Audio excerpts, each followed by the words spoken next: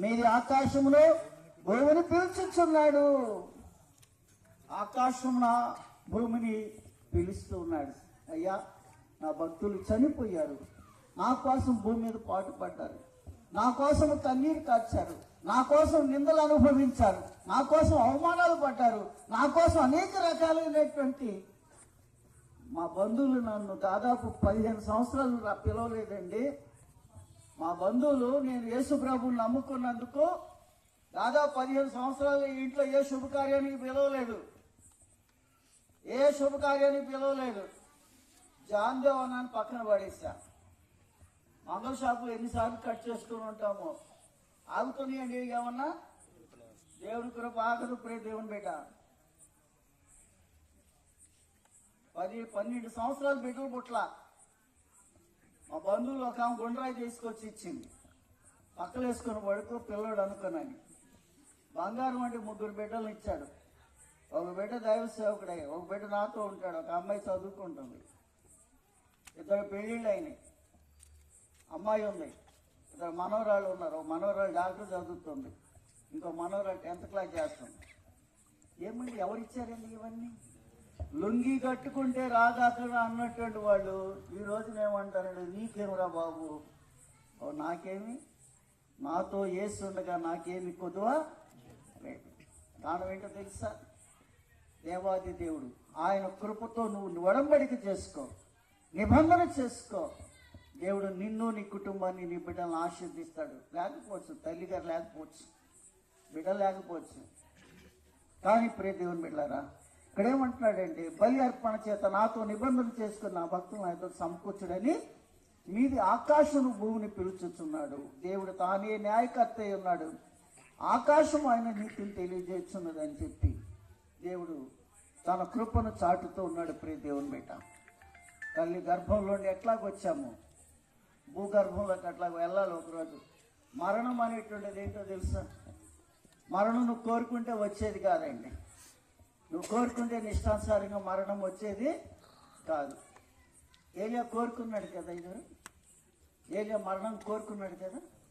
ఏలియా మరణాపేక్ష కలవాడే, యెజబెల్ దెబ్బ తట్టుకోలేక అపేక్ష కలవాడే, ప్రభువా ఈ పని చాలు, ఇంత మడుకు తీసుకెళ్ళి నా ప్రాణం అంటే, వాడు తెక్కలోడా ఇంకా నీతో 40 సంవత్సరాల పని ఉందిరా బాబు, 40 దినాలు ప్రయాణం ఉన్నది అని చెప్పి భక్తుడైనటువంటి ఏలియాని తీసుకొని తన పనిలో వాడుకున్నాడు. ఇంకా వెంకటస్వామి గారికి ఇంకెవరు దేవుడు పనులు చేయించాలని ఉన్నాడేమో. హల్లెలూయా.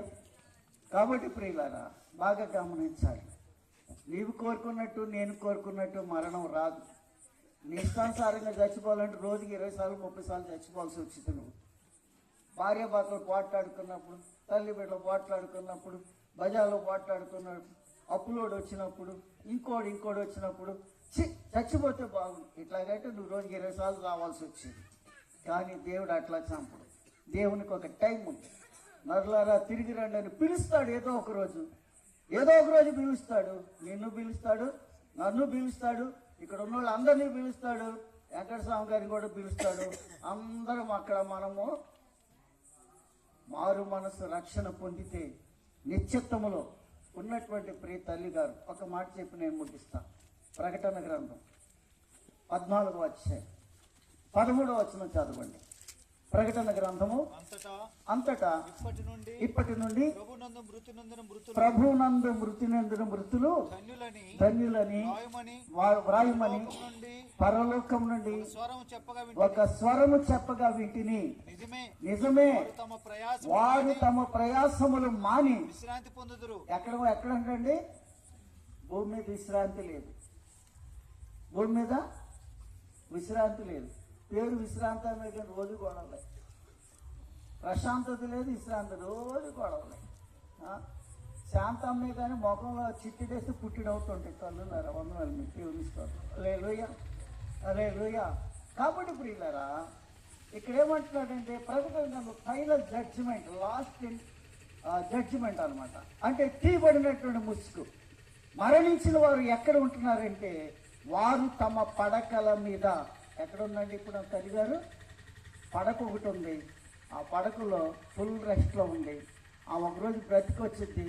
ఒకవేళ మనం కూడా బ్రతికుంటే ఆయన వచ్చేటప్పుడు ఆయన తీసుకొని వస్తాడు.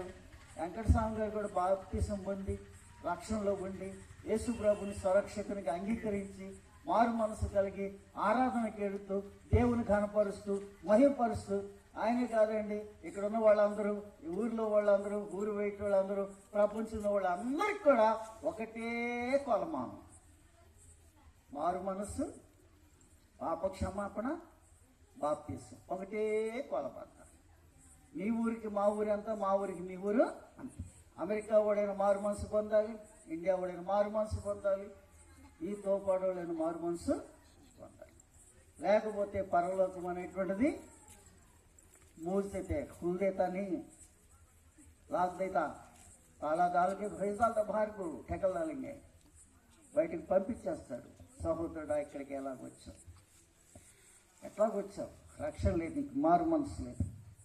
కాబట్టి ప్రియ దేవుని బిడ్డలారా, చనిపోయిన ప్రియ తల్లి గారి యొక్క జ్ఞాపకార్థ కూడిక, మరి ఆమెను జ్ఞాపకం చేసుకోవటం అనేటువంటిది ఒక స్వీట్ మెమరీ, ఒక అద్భుతమైనటువంటి సంతోషకరమైనటువంటి జ్ఞాపకంగా మనసులో పెట్టుకోండి. వెంకటస్వామి గారు, మనసులో పెట్టుకోండి. నీకు ఒక దేవుడు ఒక బహుమతిని ఇచ్చాడు.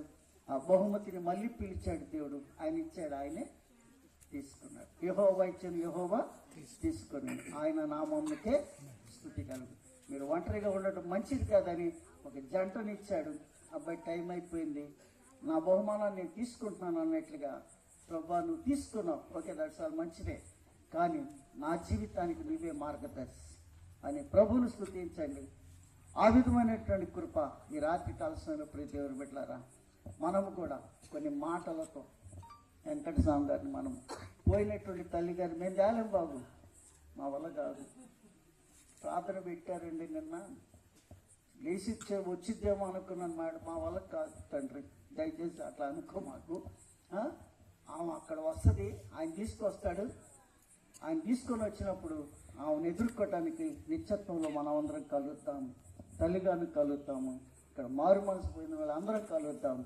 ఈ మాటలతో వారిని, వారి కుటుంబాన్ని దేవుడు ఆదరించి ఈ సభను దీవించి గ్రామానికి సకల ఆశీర్వాదం నింపాలని ప్రభువును స్తుతిస్తూ నా మాటలు ముగిస్తున్నాను. పెద్దలకు, వేదిక మీద దైవ సేవకులు కూడా వందనాలు. సమయాన్ని ఇచ్చి ప్రేమతో పిలిచినందుకు ప్రత్యేక ధన్యవాదాలు.